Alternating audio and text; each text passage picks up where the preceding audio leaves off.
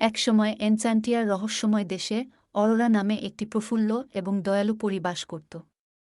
সে কোনো সাধারণ পরী ছিল না, তার ডানাগুলি একটি তেজস্বী, তীক্ষ্ণ আভায় জ্বলজ্বল করছিল এবং তার জাদু ছিল অতুলনীয়।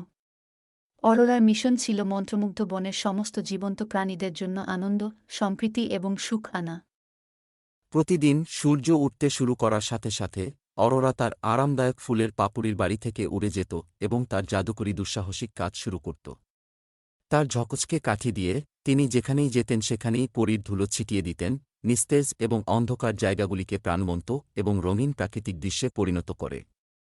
প্রচুর পরিমাণে ফুল ফুটবে, গাছগুলি আনন্দে দোল খাবে এবং অরোরা পাশ দিয়ে যাওয়ার সাথে সাথে প্রাণীরা আনন্দে বব্য করবে। একদিন অরোরা যখন একটি বিশেষ সুন্দর সকালে শিশিরবিন্দুর মধ্যে আনন্দে নাচছিল, তখন সে লক্ষ্য করল এমিলি নামে একটি অস্থির তরুণী বনের মধ্যে দিয়ে ঘুরে বেড়াচ্ছে। এমিলির একটি ভারী হৃদয় ছিল, উদ্বেগ এবং দুঃখে ভারাক্রান্ত, কৌতূহলী এবং উদ্বিগ্ন।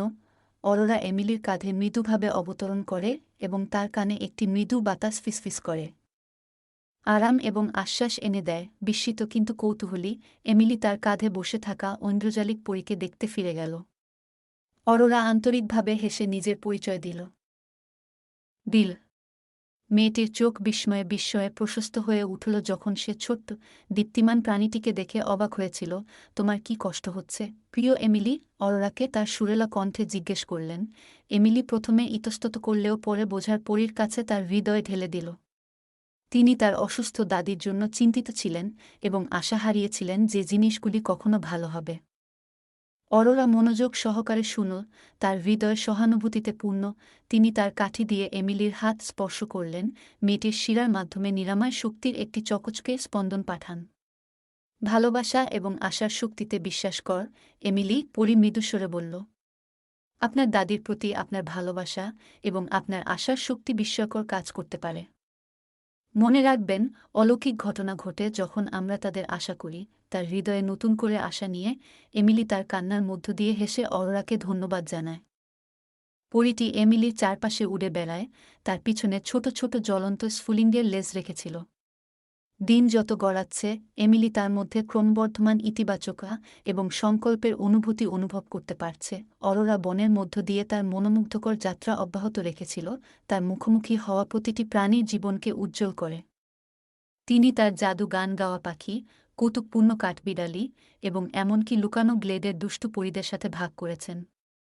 আনন্দ এবং আশার বাহক হিসাবে তার খ্যাতি এনচান্টিয়া জুড়ে বহুদূরে ছড়িয়ে পড়ে। সূর্য অস্তমিত হতে শুরু করলে অরোরা তার ফুলের পাপড়ি বাড়িতে ফিরে আসে, তার ডানাগুলি আগের চেয়ে আরও উজ্জ্বলভাবে জ্বলছে। তিনি যাদের স্পর্শ করেছেন তাদের জীবনে তিনি একটি পার্থক্য তৈরি করেছেন জেনে তিনি পরিপূর্ণতার গভীর অনুভূতি অনুভব করেছিলেন। সেই দিন থেকে এমিলি প্রায় মন্ত্রমুগ্ধ বনে যেতেন, সেই জাদুকরী পরীর আরেক ঝলক দেখার আশায় যে তার জীবনে আলো ফিরিয়ে এনেছিল। অরোরা এবং এমিলি হাসি, গল্প এবং স্বপ্ন ভাগ করে সেরা বন্ধু হয়ে ওঠে। এবং তাই এনচান্টিয়ার রহস্যময় দেশে অরোরা নামক সদহৃদয় এবং আনন্দময় পরীর গল্প এবং এমিলির সাথে তার বন্ধুত্ব একটি কিংবদন্তি গল্প হয়ে উঠেছে, প্রজন্মের মধ্য দিয়ে চলে গেছে। আজ অবধি অরোরার জাদুটি যেখানেই উড়ে যায় সেখানে আশা এবং সুখ ছিটিয়ে দেয়, সবাইকে মনে করিয়ে দেয় যে অল্প কিছু জাদু এবং প্রচুর ভালোবাসার সাথে অলৌকিক ঘটনা সর্বদা সম্ভব।